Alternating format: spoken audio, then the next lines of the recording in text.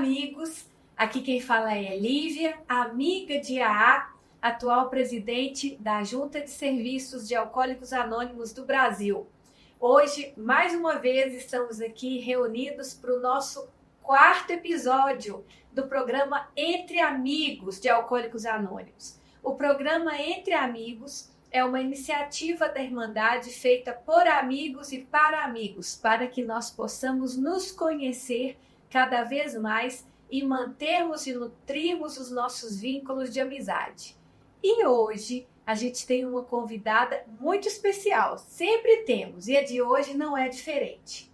Ela é psicóloga com graduação pela Universidade São Marcos, especialista em dependência química, mestre em saúde mental e doutora em ciências pelo Departamento de Psiquiatria da Unifesp, premiada, 23 prêmios, 42 artigos científicos, 11 livros publicados, 27 capítulos de livros, 184 apresentações em congressos e diversas outras experiências que eu ficaria aqui o tempo todo falando. Além disso, ela é mãe, ela é minha amiga e ela é o mais importante de tudo, amiga de AA. Bem-vinda, Meliana! Meliana Buzzi Filho, bem-vinda! É uma honra, um prazer estar aqui com você e principalmente Entre Amigos de AA, que é uma organização, uma associação que eu amo de paixão e admiro e respeito muitíssimo o belíssimo trabalho que é feito no Brasil todo, no mundo todo. Mas a gente está falando da realidade do Brasil, né? É esse amor que nos une. Como é que a AA chegou na sua vida, Meliana? Como é que você conheceu? Chegou. Gente, chegou. Há mais de 30 anos. As amizades costumam ser duradouras. Há mais de 30 anos. Eu estudava psicologia e já havia começado um estágio no Unifesp na área de alcoolismo. E a minha orientadora falou, vá conhecer o AA.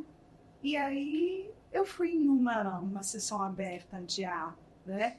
E a partir dali me interessei, comecei a ler, comecei a trabalhar na área e nunca parei de encaminhar pessoas para a AA, de dizer da filosofia, dos passos, que são extremamente sábios, né? Eu acho que é de uma sabedoria estupenda, não só para A, mas para A e NA em especial. Sim. O que você vê de importante, de potência na Irmandade de Alcoólicos Anônimos, seja na programação, na estrutura de serviços? O que chama a sua atenção? O que te encantou para você nutrir um vínculo de amizade tão duradouro de décadas? Porque é uma organização voluntária que não é uma associação, na verdade, né? É uma associação totalmente voluntária, livre de vínculos, livre de identidade, com sigilo. E eu vejo assim muita conexão, muita ajuda, muita até humildade no sentido de estamos todos na mesma situação, a gente precisa ter uma parceria e seguir em frente. Então, eu estudo muito motivação, né, Lívia? E eu sempre lembro de uma frase que uma vez um paciente me falou assim, Liliana, não existem ateus nas trincheiras de guerra. Quando a gente está nas trincheiras de guerra, a gente precisa se ajudar. E aí ele encontrou a AA. Então, eu achei que aquilo foi tão significativo, né? E aquela frase em especial me marcou, porque é essa união, né, das pessoas pelo sofrimento, mas que do sofrimento surge o processo de interação. Sim.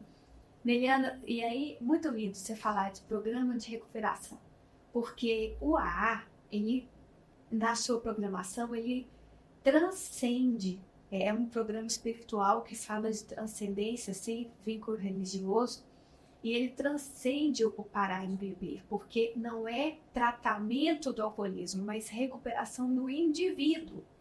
Ele não tem um foco, eu sei que você tem muito apreço por isso também no seu trabalho, dentro do que você acredita, é um programa que não tem um foco na doença, mas tem um foco na pessoa. Como você vê isso? Isso, para mim, é o que mais me encanta.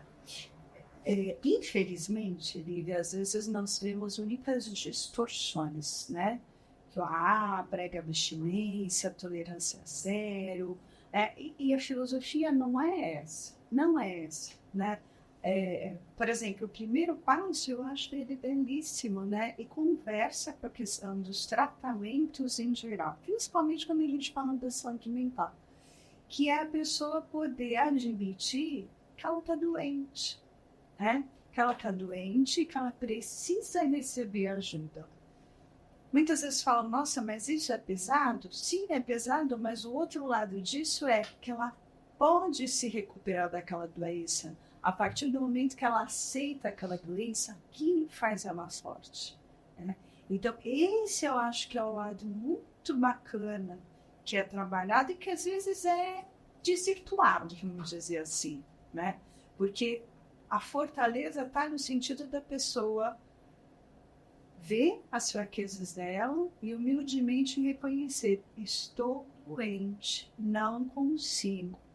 Então, não é só o modelo da doença, né? A partir do momento que eu falo, estou doente, não consigo, preciso de ajuda, preciso me tratar. A ideia é essa, né? Que as pessoas ficam só na primeira parte, né? Estou doente, não consigo. E a ideia não é só estou doente, não consigo. Preciso de ajuda. Aqui nós oferecemos ajuda e a pessoa pode, sim, se ela acreditar, sair dessa situação. Você traz um mito muito importante, que o AA prega abstinência. Por que isso é mito? E aí isso a gente pode afirmar, porque em nenhum momento a AA prega. Já começa por aí, é um programa de sugestão, né? Então, sugere-se a partir da experiência pretérita de muitos membros, e muitos falam nos grupos, funcionou comigo, né? É uma irmandade de troca de experiências, funcionou comigo. E por identificação, as pessoas muitas vezes vão entender aquilo ou não, de modo que também ali ela não vai ouvindo o outro por identificação, ela vai ter chance de se ouvir, e aí a gente vai ter a evocação de conteúdos, né? Então a identificação não é uma rotulação, não é alguém também dizendo você é um alcoólico, pare de beber. Não, o caminho não é esse, não é, Daniela? Exato, é a aceitação, o pertencimento, a parceria. E ali o que eu acho rico, claro, né? As pessoas sempre vão separar o joio do trigo. Na vida a gente faz isso o tempo todo. Mas o que eu vejo como psicóloga clínica, né, das pessoas que num primeiro momento têm receios e falam, não, em linguagem de grupo, eu não quero me expor, e aí eu vou explicando, tenho sigilo, você pode ir, não precisa necessariamente se apresentar ou falar. Mas quando as pessoas começam a ouvir e se identificar com os relatos, isso eu acho mágico, não é? Porque às vezes o morador de rua tem o mesmo sofrimento do que o CEO da empresa. O CEO da empresa tem o mesmo sofrimento daquele senhorzinho que está abandonado em casa. Claro, são histórias totalmente diferentes, características demográficas totalmente diferentes, mas os critérios da dependência química estão todos lá. E isso ajuda muito o profissional que atua em psicoterapia. Porque, assim, é um banho de motivação, porque ele entende o conceito da doença. Muitas vezes, nós profissionais, médicos, psicólogos, enfim, a gente tenta mostrar o que é o conceito da doença, mas na sala ele vivencia o conceito da doença, nos critérios. E aí, a partir do momento que ele entende a impotência dele perante a doença, ele evoca o potencial dele no sentido assim, às vezes realmente eu não consigo beber socialmente, porque é a realidade, né? Muitos querem controlar dentro. É difícil a pessoa precisa de muito sofrimento, de chegar muito no fundo. Eu fosse para dizer, não posso mais beber, né? As pessoas falam, não, eu vou me recuperar, eu vou controlar. E eu acredito que quando tem essa união de pessoas, de sofrimentos, de histórias, aí sim a pessoa começa a traduzir aquilo que ela quer para a realidade da vida e da doença. E nessa jornada, eu tenho visto, né, Eliana, e tenho feito uma reflexão, né, nas minhas andanças pela Irmandade, pelo país, uma coisa que é o seguinte: o AA tem 88 anos no mundo, atualmente, nessa data de hoje, 77 anos de existência do Brasil. Então, a gente tem uma geração de alcoólicos em recuperação com o entendimento de si e da doença que antes do AA não existia, né? E eu acho que a gente vive um tempo novo na humanidade proporcionado por Alcoólicos Anônimos, de alcoólicos que não só se identificam com a doença, mas eles começam a se identificar com a proposta de recuperação. Sim. Né? E aí eu acho que isso é um outro lugar de motivação também, que a gente precisa olhar. Exato. Porque daí eu acho que entra naquela ideia de você aceitar e saber que tem um caminho a seguir. E esse caminho vai ser árduo, né? Porque outra ideia também que surge muito no tratamento é parei de beber, os meus problemas se resolverem. Exato. Anos de vida bebendo, vários problemas estão presentes e virão. Sim. Né? É uma mudança de vida muito grande.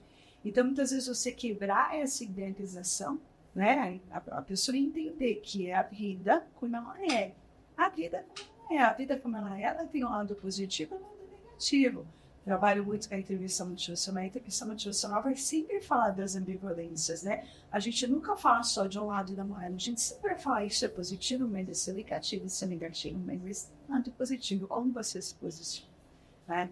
Porque vender a ideia também de que a pessoa vai parar de beber e não vai ter problemas não é real. Então, aí eu acho que entra o outro conceito, que é você ter a mente aberta para se recuperar. Né? É um convite mesmo, né? Assim, um convite, você segue se você quer. E nessa perspectiva, o que é a recuperação? Ela não é só parar de beber, né? O que é recuperar, Liliana? Eu diria que a recuperação é biopsicossocial e espiritual. Né? Bio, por quê? Porque fisicamente o corpo padece, né? Casos graves vão precisar de remédio, né? Eu já ouvi também outros doentes assim, não pode usar remédio, dependente químico não pode dar remédio. Isso é um outro, dependendo do caso, se a pessoa para de beber, ela pode ter um ciclo e utilizar para levar a sua morte. E os casos também que têm comorbidades, né? Porque a gente sempre fala que a dependência química tudo iceberg, né? Sempre por trás tem alguma outra causa, ansiedade, depressão, violência, estresse, enfim, né? Então, muitas vezes, quando tira a bebida, porque as pessoas nem sempre têm acesso ao tratamento, então elas entram em sofrimento, aí elas começam a beber para se autorregular. E no primeiro momento, entre aspas, funciona. Para quem não tem acesso ao tratamento e às vezes nem tem ideia com a doença, funciona. Qual que é a armadilha? Depois a pessoa fica dependente, não vou sair, mas funcionar sem a bebida, literalmente, né? Então aí vira uma prisão. A partir desse momento, a pessoa vai precisar tirar o alta para a gente ver qual é o real diagnóstico e aí medicar adequadamente. Então, tudo isso eu estou falando do bio, né? Do psico, por quê? Porque são anos de investimento nessa relação com o álcool, né? Sim. E quando tira essa relação, vem um vazio, vem um medo, quer queira, quer não, tinha uma rotina, tinha um ciclo de amizades, né? Tinha um hábito e tinha uma forma de relaxar. Quando a pessoa tira isso, ela sente a vida esvaziada. Sim. Porque todos os anos que ela teria, por exemplo, né? Ou teria... É relativo, né? Que ela construiria relacionamentos sociais, familiares, vínculos com o trabalho, com religião, enfim, situações da vida foram colocadas em segundo e terceiro plano. Então, aquilo que a pessoa não investiu, não adianta que ao parar de beber, ela vai ter de volta. É como se ela tivesse que plantar a semente e olhar esse vazio, olhar esse vácuo que fica muito difícil. Mas é a partir desse olhar que a pessoa ganha forças e começa a construir aquilo que se quebrou, que nunca foi construído em alguns casos, né, amiga? Porque a gente vai ver casos mais graves mesmo. Assim. No social, é até o status que carrega, né? Que aquele lema, né? Ó, quem nasce torto morre torto. Então, assim, às vezes as pessoas não acreditam na recuperação. Né? E a partir do momento que a pessoa vai se mantendo sóbria, vai conquistando, né, a sobriedade através dos vínculos familiares, profissionais, de saúde, né, porque antes era de um jeito e agora é de outro, né, até fisicamente a gente vê as pessoas mudar, o corpo muda, né, aí sim, né, vão surgindo as possibilidades na sociedade, mas também não é tão fácil assim. Às vezes uma pessoa que não trabalhou, ou que teve muitas demissões, não estudou, conseguiu um emprego, é difícil, procurar documentos, enfim, todo o lado social que também vai precisar ser reconstruído, né? E o espiritual, eu acho que esse é um ponto importante também para a gente conversar, porque não é espiritual de um dogma, de um credo, de uma religião, né? É de você ter fé. Se você tem uma religião, você vai ter a fé na sua religião. Mas se você não tem religião, você vai acreditar na fé do seu processo de recuperação, do seu autorrenascimento. E que é possível, né? Dependência aqui, uma doença que tem tratamento, né? As pessoas falam assim, mas não tem cura, porque a cura seria beber socialmente. Depende, né? Se o primeiro passo fala da impotência e a pessoa realmente fala, sou impotente, não consigo, para eu ter força e preciso me libertar desse hábito, a força dela é não correr na armadilha de beber. A grande venceu uma guerra na facilidade, né? Então, assim, muitas vezes o dependente químico quer que a vida seja como ele quer que ela seja, né? E não como a vida é. Sim, se o corpo chegou no momento que ele não pode mais beber, aceitar esse processo de aceitação. E o programa todo, ele está muito bem amarradinho por isso tudo que você está dizendo, Liliana, porque nós temos os 36 princípios, que são os 12 passos, as 12 tradições e os 12 conceitos. Os passos dando o alicerce da recuperação, as tradições da unidade e o serviço nos conceitos. A recuperação, eu vou rever eu comigo, na unidade eu com o outro e nos conceitos eu com o mundo. Então é uma revisão dessa forma de se ver. E ao longo da sua fala, você traz aí a hora que a pessoa ela admite, ela se rende, ela admite que fracassou, que perdeu, seja lá a forma como ela vai nomear isto, vai bater o vazio. Ela vai se deparar com coisas que ela não gostaria. E que muitas vezes a evitação disso mantinha o padrão de uso do álcool dela, né? Esse não ver, mas ela se rende. E quando ela se rende, o programa prevê isso e já traz o segundo passo que vem trazer o conforto.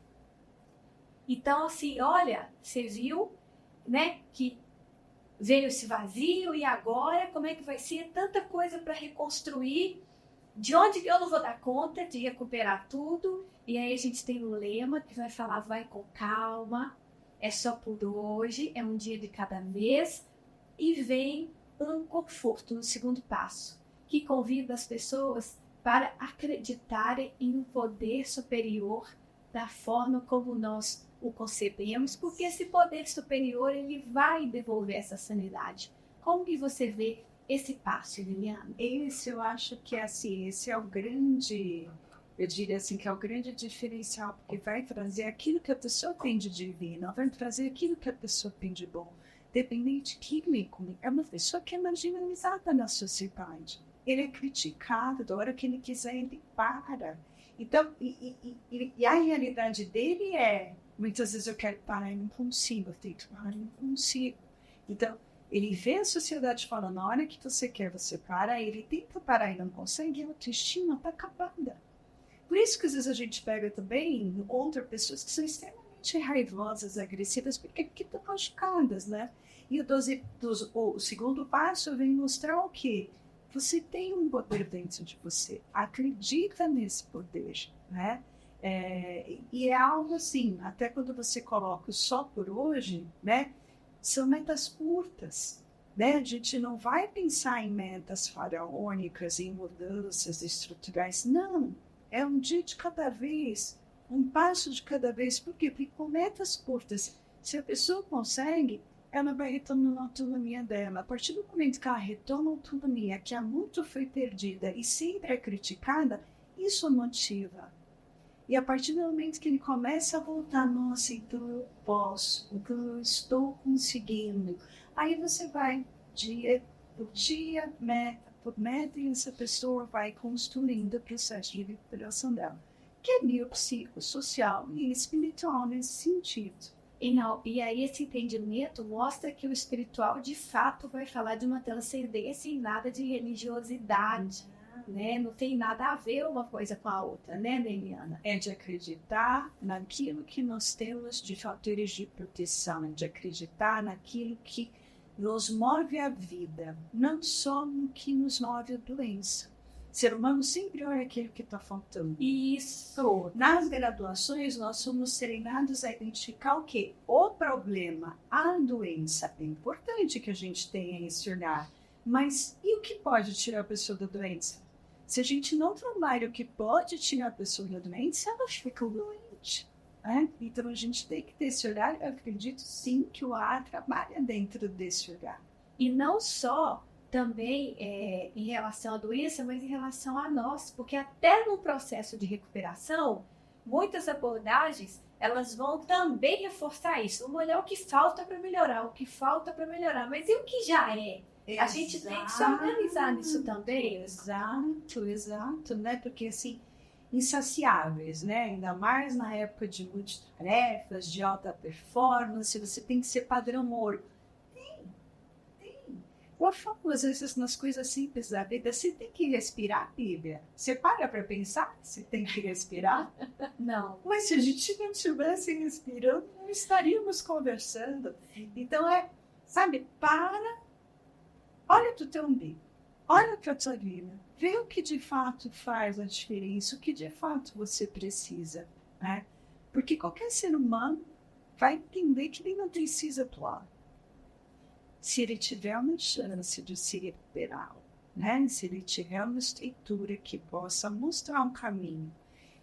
E os 12 passos, né? O Bahá'í, enfim, recupera muitas pessoas, né? Num alcance que muitas vezes a saúde não consegue.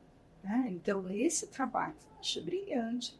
Né? E o trabalho do ar complementa a saúde e vice-versa. Né? Porque sim, a gente vai ter um olhar mais técnico na condução, no plano de tratamento, mas esse conforto, esse cuidado, até no sentido assim, de ter um apoio 24 horas, de ter uma madrinha, de ter um padrinho, de seguir os passos, dele se auto-monitorar pelos passos, isso é muito sábio. Confirmando e endossando tudo isso que você está dizendo, nossos cofundadores, eles dizem o seguinte, que a gente precisa para a Irmandade de Alcoólicos Anônimos? Mente aberta e boa vontade, sabe? E o Dr. Bob, antes de morrer, ainda fez um pedido, ele falou assim, conselho simples, né? Porque é simples. Então, o processo de recuperação, ele não precisa ser muito cheio de coisa. E você estava dizendo também das metas curtas, de 24 horas. Na prática, a gente vai ver apadrinhamentos de algumas pessoas que vão falar assim, olha, se 24 horas está muito, é meio período do dia. Se meio período do dia está muito, é 30 minutos, né? Mas vai com calma, vai no seu tempo, vai no seu ritmo, respeitando a subjetividade da pessoa, respeitando quem a pessoa é, o que ela dá conta naquele momento. Isso é muito importante. Empodera a pessoa, né? Ela vai de uma falta de autonomia total para ter alguém que falou, você conseguiu por 21 anos por meio, olha. Isso é mágico. Isso é muito maravilhoso. Você percebe que isso, na prática clínica, você é psicóloga clínica, isso contribui para a sua atuação profissional, por exemplo? Totalmente, né? Conversa muito bem da integração motivacional, porque um dos construtos da postura do profissional em integração motivacional é empoderar a pessoa. E empoderar essa pessoa que na autonomia, naquilo que ela consegue fazer. Não é se empoderar de dar poder. Não, está entender o que é esse empoderar. Não, de você conseguir ser o protagonista, o agente no seu processo de mudança. Então, muitas vezes, quando a pessoa se tranca no quarto e fala, hoje eu não vou usar, isso é dar poder a ela, né? Quando a pessoa fica 15 dias sem beber e ela se dá conta, nossa, como que eu consegui beber por muitos anos daquele jeito? Isso é dar poder a ela. Agora, tem um lado também, né? Quando a gente toca a família, né? Claro que a família sempre também vai atuar como um fator de proteção e de risco, né? Eu já vi muitas famílias serem os principais protagonistas até de um processo de mudança. Mas muitas vezes a gente também vai encontrar famílias que são fator de risco. Que é cômodo ter dependente bebendo, né? E a partir daí, quando a pessoa começa a se empoderar, isso muda a dinâmica familiar e muitas vezes pode causar um problema até para a pessoa recair. Mas se a pessoa aceita a realidade, como a gente já havia falado, né, os problemas vão começar. Se ela está consciente, ela consegue enxergar, separar novamente o joio do trigo, ela entende quem genuinamente está querendo ajudar. Então, eu sempre gosto de usar esse termo, né? De ir atrás daquilo que você tem de força, de habilidades, de desejos, de valores, de necessidade. Porque é isso que te move, né? Ninguém nasceu bebendo, né? Genético. As pessoas adquirem, né? E quando as pessoas param de usar, elas são você tem conseguir fazer. Sim, sim. Ainda no segundo passo, né, quando a gente fala do poder superior, você traz particularmente para mim uma visão que eu ainda não tive. O segundo passo, ele vai nos convidar para poder virmos acreditarmos na existência de um poder superior como nós o concebemos. Isso eu acho maravilhoso. Porque se como nós o concebíamos, ele não vai estreitar nada, ele vai ampliar. Então, a gente tem, dentro da Irmandade, membros que vão acreditar no Deus judaico-cristão, ou vão acreditar no Deus ou nos deuses de outras religiões. A gente tem, da Irmandade, pessoas, muitos ateus, agnósticos, inclusive nós temos literatura com capítulos específicos aos ateus e aos agnósticos, para, né, pensando numa outra perspectiva desse Deus, desse poder superior. Outros vão acreditar que o poder superior é o próprio grupo. Outros vão achar que é a força do coletivo. Outros vão acreditar que é a compaixão, que é o perdão, que é o amor. Mas você traz uma perspectiva e olha como é que como nós o concebíamos é infinito. Você traz uma concepção do Deus que habita em mim, pessoal. Como é que fala dessa concepção para nós? Todos nós temos isso dentro de nós, né? Nós sempre temos fatores de risco e fatores de proteção. São as ambivalências, aquilo que é positivo, aquilo que é negativo. Né? Eu sempre dou exemplo, por exemplo, de uma pessoa que ama o trabalho. Se ela não tem de trabalho apaixonadamente, loucamente, a doença, ela tem um workaholic, a família sofre, a saúde, né? O trabalho é o poder superior dela. Mas se ela só acessa esse poder superior, ela adoece. Então, assim, uma pessoa que tem esse lado como valor, ela vai ter que fazer o contraponto de, em alguns momentos, falar: eu preciso abrir espaço para a minha saúde, para a minha família, para o descanso, para a religião. Por quê? Porque senão a vida gira em torno daqueles valores. O mesmo em relação ao álcool. As pessoas vão beber porque elas acham que o álcool é algo divino. Não. Ou elas vão beber porque elas não sabem sintonizar socialmente, ou porque elas estão de pânico, ou porque elas estão depressivas, ou porque elas alternam muito o humor, uma hora estão alegres demais, outra hora estão tristes demais. Né? Algumas pessoas vão beber porque sofreram alguma violência na vida. Enfim, causas múltiplas. Né? Mas a partir do momento que ela começa a se embriagar e ela entende que aquilo nunca vai resolver a vida dela, chega uma hora que a pessoa bate na mesa e fala, chega, não aguento mais, né? Chega, não aguento mais. Que vocês chamam de fundo do poço. Sim. Eu chamo o fundo do poço do lado divino. Né? É quando a pessoa desperta a consciência, eu não posso mais fazer isso. E a gente fala do despertar espiritual. Ele entende isso, despertar mesmo de consciência, tipo, eu não consigo mais fazer isso, né? Porque vai a exaustão, né? E muitas vezes quando a pessoa fala isso, não consigo, vem um julgamento, vem uma vergonha, né? Vem um julgamento, medo, angústia, ansiedade. E dentro do meu referencial da intervenção nutricional, isso é reforçado positivamente, porque é um ato de coragem. É um ato de coragem, né? Na sua humildade, você tem que dizer, aqui eu estou pequeno. A nossa oração da sobriedade fala, temos coragem para modificar as coisas que podemos modificar. Exatamente. Então, eu vejo esse lado como um lado divino.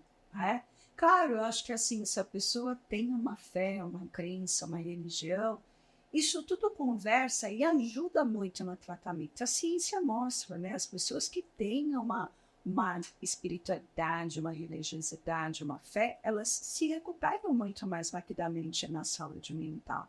Então, facilita muito.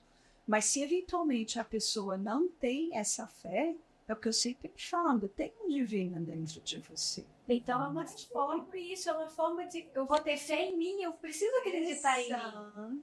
Né? Mas, Eliana, aí, na doença do alcoolismo, a literatura nossa também alerta de alguns perigos da doença do alcoolismo. Tem uma literatura muito vasta. E um dos perigos é justamente o dinheiro, o poder e o prestígio. Isso é um dos perigos para o doente alcoólico. E, inclusive, a questão do anonimato tem várias funções e uma delas é para poder blindar dessas sensações.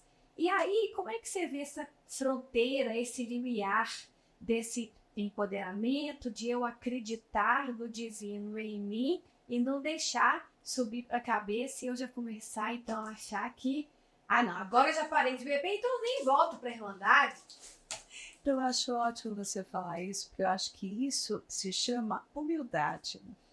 É a humildade, é o princípio da humildade, né? Assim, ou dá, por exemplo, do respirar. Alguém se preocupa em respirar, mas isso é fundamental, né? Então, assim, se eu não estiver bem, se eu não estiver equilibrado, se eu não tenho os meus valores alinhados, o que eu vou fazer com o poder?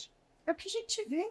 Nem a gente vê isso atualmente, a gente vê tanto isso, às vezes na política, na vida, né, o status, a fama, o dinheiro, né, assim, essas pessoas fazem um bom uso ou um mau uso. É só você ver os líderes na sociedade, tem aquelas pessoas que nem se mostram, mas elas fazem muito, e elas estão satisfeitas, por quê? Porque elas sabem o caminho que elas estão trilhando, né, então eu entendo que esse lado da humildade é algo que preserva, principalmente quando a gente fala no transtorno de uso de substâncias. Por quê? Porque o dependente é mais impulsivo. Adianta, né? Assim, fisiologicamente, ele vai ser uma pessoa mais impulsiva. Então, até nisso, eu vejo que o programa é sábio, ele segura. Né? Por quê? Porque a partir do momento que a pessoa vai vivenciando esse modus operandi diferente, ele percebe, nossa, isso é muito honesto. né? É um poder de potência pessoal. E que eu não preciso propagandear. Exato, nem deve. Eu sou. Isso me basta. Em alguns momentos eu estou. Isso te basta. Não é? Ótimo. Bom, e então seguindo também a programação, depois que a pessoa então admitiu, se rendeu, ela então começa a acreditar, ela é convidada, porque em AA é tudo sugerido, nada é imposto, ela é convidada a entregar a vida dela e a vontade dela nas mãos desse poder superior. E aí como é que você vê mais esse outro convite? É isso que eu chamo do processo de recuperação, porque daí é interação. A partir do momento que eu me entrego para esse poder superior, que é o meu lado divino, que é esse momento de ajuda, que pode ser pessoal do grupo espiritual, eu aceito, eu acato, eu dou a mão e sigo em frente, né? E aí eu vou seguir em frente o quê? Agindo, porque eu vou ter muito para reconstruir, eu vou ter muito para fazer. E aí, nesse sentido, vem a oração da serenidade, né? Que eu falo pela oração da serenidade, serve não só para dependente químico, serve para a vida, né? Porque, assim, até a minha outra formação, além de entrevista motivacional, é terapia cognitiva comportamental, né? E muitas pessoas da área de TCC, teóricos, enfim, falam que a essência da entrevista motivacional é cognitiva, né? Porque concedei-me, Senhor, a serenidade necessária para aceitar as coisas que não posso mudar, coragem para mudar as que posso, e sabedoria para distinguir uma das outras. Isso eu acho lindo, né? Porque não adianta, tem coisas que a gente vai ter que conviver, querendo ou não querendo, é o nosso limite, a nossa pequenez, é o nosso lado da humildade que a gente fala, parei, aqui não dá. E eu tenho que conviver com isso, querendo ou não querendo, né? Mas aí vem o lado da coragem de preciso ir para ação, preciso enfrentar algumas coisas que eu vou conseguir mudar, né? E nessa trajetória, aquilo que eu posso, aquilo que eu não posso, eu vou distinguindo. O que eu não posso, eu vou aceitar, eu vou me proteger, e aquilo que eu posso, eu vou mudar. Isso caminha para a ação, caminha para esse empoderamento, né? Então, essas pessoas em recuperação, o que eu acho bonito é que, assim, elas se recuperam e elas ajudam outras pessoas, porque ao ajudar outras pessoas, elas se tornam seres humanos melhores, elas se ajudam. E é isso que eu chamo do divino, é isso que eu chamo de empoderamento. Né? Assim, eu vejo a oração da serenidade como a receita da aceitação. Porque ali é a prova viva de que a aceitação não tem nada a ver com concordância, nem com conformismo. E nem com submissão. Nem com submissão. Mas é o entendimento das coisas como são, de eu como eu sou, do outro como ele é, e uma forma de dialogar com isso, com a realidade. De quais são as minhas potencialidades, quais são os meus limites, até onde eu vou, até onde eu tenho que parar. Porque a vida é isso. É utópico você pensar, eu posso tudo, eu quero tudo, eu faço tudo. Não, né? Chega aquela frase séria que as pessoas faz tudo e não faz nada bem feito. É isso, né? Não vive bem, não vive bem. Então, assim, sempre falo, desde que a gente sai da barriga da mãe, a gente faz escolhas. Né? Você nunca mais vai estar 100% satisfeito, 100% satisfeito. Quando está no útero, sai do útero. Acabou. Sim. E, Neliana, isso que você está trazendo dialoga com as nossas tradições. E aí a gente vai tendo um olhar mais amplo de como que a programação ela é completa. Porque a gente está trazendo, então, esse resgate da consciência da própria potência.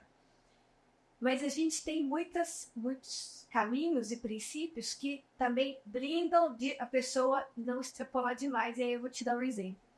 Nós temos, numa das tradições, o entendimento de que nós acreditamos que não há um governante na Irmandade dos Alcoólicos Anônimos. Então ninguém manda, não tem uma cara. né? Atualmente eu estou na presidência e isso não quer dizer muita coisa dentro das tradições. Quer dizer por um lado, mas não quer dizer nada por outro, porque eu brinco que eu não apito nada estando da presidência, porque não tem uma pessoa que governa a. Quem governa a é um poder superior que se manifesta por meio da consciência coletiva. Então, esse poder superior, essa potência que eu acredito em mim, eu também vou acreditar na voz dessa construção coletiva. E às vezes eu vou fazer eco a essa consonância, mas às vezes eu vou ter que concordar ou me render também a esse coletivo. Eu vou ter minha voz, porque tudo é construído em coletividade, ninguém decide nada sozinho. Na Irmandade de Alcoólicos Anônimos é sempre um coletivo, então eu tenho a minha voz ali, a minha participação. Dentro dos conceitos existe o direito de participação, onde todos são convidados a debater exaustivamente, assim está na nossa literatura, todos estão ali para que uma decisão seja tomada.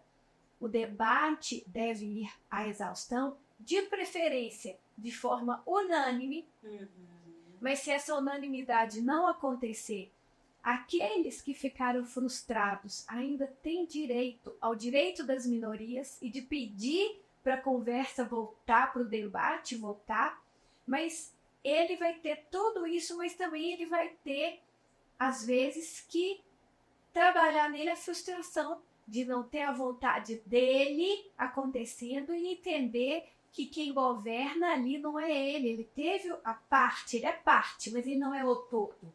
O todo é, de fato, o todo, né? Com a participação dele com os outros. Então, a gente vê esse movimento, eu tenho a minha potência, mas também a gente tem toda uma estrutura que não deixa essa potência governar. É perfeito demais, né, Meliana? Perfeito. Poderia até dar uma aula de política e de democracia. Exato. Porque eu entendo que o presidente ele vai ser um interlocutor daquele grupo, né? Vai ser um interlocutor, ele não pode fazer as coisas da cabeça dele, ele simplesmente vai ser um porta-bandeira, né?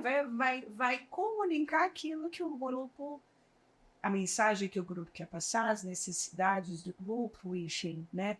Isso acho que é uma aula de organização e de democracia. E, Meliana, a nossa estrutura organizacional, diferente das sociedades, né, do que a gente aprende, é uma pirâmide invertida. Então, quem está lá em cima são os grupos, é o povo. A presidência, a junta de serviços, corpo diretor, está cá embaixo. Então, ele executa o que o povo quer. E esse alcoólico que ali, lá no início, chegou rendido, sem autonomia, sem nada, sem autonomia na estrutura de serviços, ele vai ter o encargo de confiança e porta-voz desse grupo, que numa conferência anual vai representar uma área inteira e dizer para a estrutura nacional o que a do Brasil deve fazer. Meliana, e aí, olha isso. É um banho de entrevista motivacional. Porque assim, eu falei do empoderamento, mas fora o empoderamento no profissional, é parceria, é compaixão e é aceitação. Então, assim, tanto faz, é aquilo que eu falei, vocês aceitam qualquer pessoa de qualquer cor, de qualquer raça, de qualquer credo, de qualquer nível intelectual. Isso é aceitação e é trabalhar em parceria com as diferentes. Aí você entende minha paixão, Eliana? Também sou a sua também! A nossa, né? Que eu lembro quando eu era uma menina estagiária, eu fui ver uma reunião e falei, nossa, isso aqui é muito bom. É maravilhoso. Bom, você trabalha muito com ambivalência. A gente também tem uma tradição que fala que o único requisito para ser membro é o desejo de parar de beber. E aí, isso também eu acho muito bonito. É o desejo, não é parar de beber. A Irmandade sabe que se a pessoa desse conta de parar sozinha, ela parava. Você não parar. mas é o desejo. Então, tá implícito ali o entendimento da ambivalência, né, Liliana? Sim, porque o desejo move. O desejo move. Se a pessoa está no seu equilíbrio, o desejo move para ação. Se a pessoa está em desequilíbrio, o desejo move para a doença. Né? O ser humano vive de desejo. A motivação ela se faz através dos desejos, das necessidades, das habilidades que a pessoa tem, das razões. É o exemplo que eu dei do workaholic. Né? Assim, quando a gente pensa nos Romulus e Paulo, não de trabalho, ele não obedece, mas em excesso ele enlouquece. Né? Então, esse lado do desejo também dá autonomia. Mas que ninguém quer ficar refém de uma garrafa de bebida. Essas pessoas, elas ficam reféns de uma garrafa de bebida. Sim. Então, a partir do momento que a pessoa consegue perceber a grandeza de mostrar humildade, o meu limite, a minha pequenez, eu não consigo, isso aqui não é para mim. Né? E a partir daí ela começa a viver muito estilo de vida. É complexo, não é fácil, tem altos e baixos. Mas as pessoas que trilham esse caminho, elas são muito mais felizes. Bom, e para a gente caminhar para o fim, porque está acabando já a nossa conversa, o nosso tempo, eu queria te convidar para a gente aprofundar mais um pouquinho no terceiro passo, que tem uma parte que eu acho que ela é irrevogável, Liana, que a gente escuta todo mundo falar assim, não, quando a pessoa está passando um aperto, principalmente, fala assim, não, vou entregar na mão de Deus, né? As pessoas falam isso, mas, minha vida está na mão de Deus, mas as pessoas costumam falar isso em momentos de desespero. Só que o convite de entregar a vida e a vontade nas mãos do poder superior. E, pessoalmente, eu tenho meditado muito sobre isso na minha vida. Porque quando eu entrego a minha vontade nas mãos de um poder superior, eu sou muito convidada a olhar para o que me motiva e para a natureza da minha motivação. Porque, pera lá, o que é isso? Por que eu quero isso? E por que eu não quero aquilo? Então, é um convite profundo para olhar não só da ação, mas para o que move, para os motivos da ação, para a ação. E isso traz a gente para uma reflexão num lugar muito interessante, né, Leila? Exato. E o que eu acho importante desse processo de entregar nas mãos do poder superior não é de depender do poder superior. Fantástico. Não é se esconder atrás do diagnóstico, do estereótipo, eu sou um alcoólatra, eu nunca vou me de qualquer fala externa. Né? Não fala isso. Fala que você pode se recuperar. Então, muitas pessoas às vezes falam, não, eu sou um infeliz, um doente, eu só fiz mal para a família. Então, para de fazer. Né? Assim, o que você pode fazer para parar de fazer mal para sua família? O que você pode fazer para você, para sua família, poder ter uma outra percepção de você? Né? Porque tem pessoas que adoecem e morrem doentes. É nesse sentido que eu falo, essas pessoas não encontram a paz, não encontram a felicidade. Elas vão caminhando cada vez mais para o lado sombrio da doença. A partir do momento que ela entende, sim, eu não consigo lidar com isso, eu admito a minha impotência, mas eu tenho um lado aqui que me dá força, que me empodera e que me leva para a ação, essa pessoa ela entrega conforme os valores pessoais dela, conforme o processo de recuperação dela. E aí ela se reconstrói. Fantástico. Fantástico. Para fechar, tem alguma história que te marcou? Tem alguma história com alcoólico, com alguma experiência de recuperação que te marcou? Que você gostaria de compartilhar com a gente para deixar essa esperança aí para quem está ouvindo a gente? Junto de ar. Junto de ar. Uma história que me marcou, Índia, Depois da pandemia, o mundo mudou, né? Eu falo que o mundo mudou, o ser humano mudou depois da pandemia, né? As formas de comunicação mudaram, né? Isso com certeza está mudando a nossa humanidade também. Mas o caso que me marcou, que eu achei extremamente rico, né? Assim, o alcance que o AA tem, né? Eu atendia um rapaz que trabalhava em uma plataforma de petróleo. E assim, atendia ele quando ele estava em terra, ele mais estava na plataforma do que em terra. Então, de forma negada, vamos fazer exceção. E ali eu mostrei para ele que existiu a online. Uau! Quando ele estava em terra, ele ia nas sessões. Falei assim, mas existem sessões online, né? De sério, então eu vou fazer. E a partir daí, assim, na solidão dele, ele fala, agora eu não me sinto mais sozinho, porque ele acessava esse reuniões online. Então, nesse sentido, eu acho que assim, até onde, né, a vista não alcança. A gente não imagina até onde Você consegue alcançar, né? E pensa, uma pessoa que fica, às vezes, dias, semanas sem colocar o pé na terra, né? Ouvir a voz de outras pessoas que não daquele grupo, é fundamental. Então, parabéns pelo trabalho. Isso é muito bem merecido. Ai, Neliana, obrigada. Eu que agradeço. Obrigada de ter aceito o nosso convite. Eu que agradeço. Continue aí aderente dessa irmandade tão poderosa.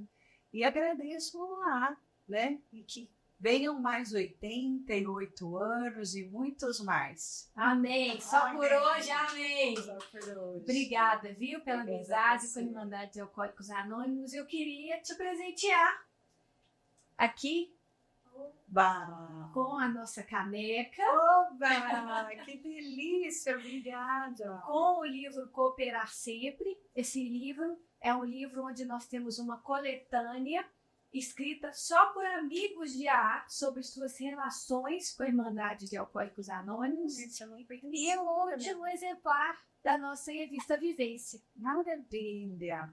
Muito obrigada. Obrigada de coração. Vai ser lido. Eu que agradeço. Vai ser usado. Eu que agradeço. Faça bom uso. Com certeza. Muito obrigada. Eu que agradeço. Então é isso.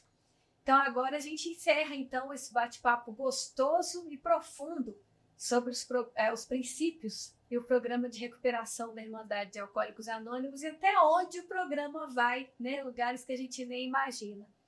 Então, eu quero te convidar, se você quiser mais informações sobre o programa de Alcoólicos Anônimos, como que a AA funciona, para você acessar o nosso site www.aa.org.br.